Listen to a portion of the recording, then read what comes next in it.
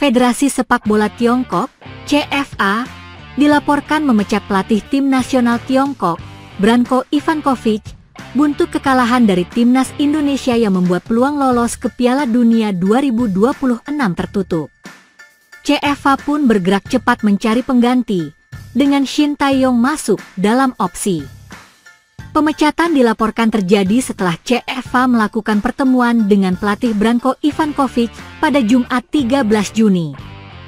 Pelatih timnas Tiongkok Branko Ivankovic telah meninggalkan timnas Tiongkok setelah kontraknya dihapus. Pelatih baru akan memimpin timnas Cina untuk Piala Asia Timur (EAF), tulis Sohu, salah satu media Tiongkok, dipetik Sabtu 14 Juni. CFA secara sepihak mengakhiri kerjasama dengan pelatih kepala Ivankovic sesuai dengan perjanjian kontrak. Dilaporkan bahwa kemarin sore, Ivankovic bernegosiasi dengan CFA untuk mengakhiri kontraknya. Tambahnya, kontrak Branko Ivankovic sebagai pelatih timnas Tiongkok sebenarnya masih tersisa 6 bulan lagi. Kedua belah pihak semestinya baru berpisah pada Desember 2025. Kegagalan tim negeri tirai bambu memperpanjang napasnya di kualifikasi Piala Dunia 2026 zona Asia jadi penyebab pemutusan kontrak. Tiongkok gagal lolos ke Piala Dunia 2026 setelah dikalahkan 0-1 oleh timnas Indonesia di Jakarta pada matchday 9 grup C putaran ketiga kualifikasi. Kondisi itu menutup peluang mereka, meskipun pada laga pamungkas menang atas Bahrain. Selain kontrak kerja diputus lebih cepat, Branko Ivankovic juga dipastikan tak dapat kompensasi apapun dari CFA. Sebab ada klausul yang berbunyi bahwa pelatih 71 tahun itu tak menerima kompensasi jika target tak tercapai.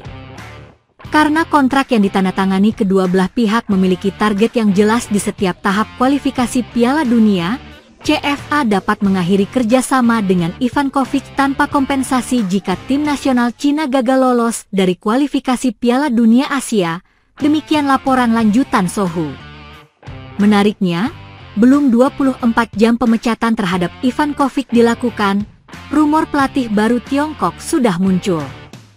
Laporan Football Asia mengungkap ada sejumlah kandidat yang disebut jadi buruan CFA untuk jadi pengganti. Salah satunya adalah Shin Tae-yong, ex-pelatih timnas Indonesia.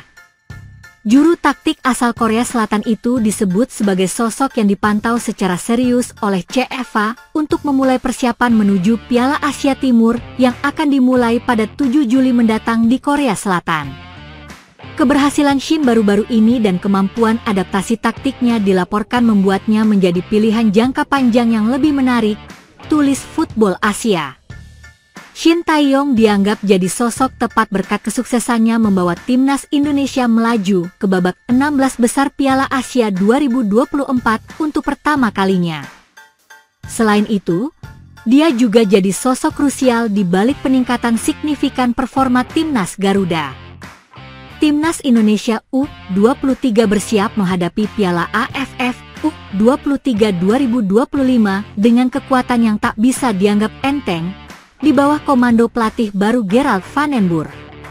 Turnamen ini akan menjadi ajang unjuk gigi bagi skuad Garuda Muda setelah gagal lolos ke Olimpiade Paris 2024 usai kalah dari Guinea dalam babak playoff. Kini, tongkat estafet kepelatihan beralih dari Shin Tae-yong ke van den Burg, yang sebelumnya menjabat sebagai asisten pelatih timnas senior bersama Patrick Kluivert. Van den Burg membawa harapan baru dan kemungkinan besar akan menyusun skuad penuh talenta dari pemain muda yang telah teruji di level internasional maupun domestik.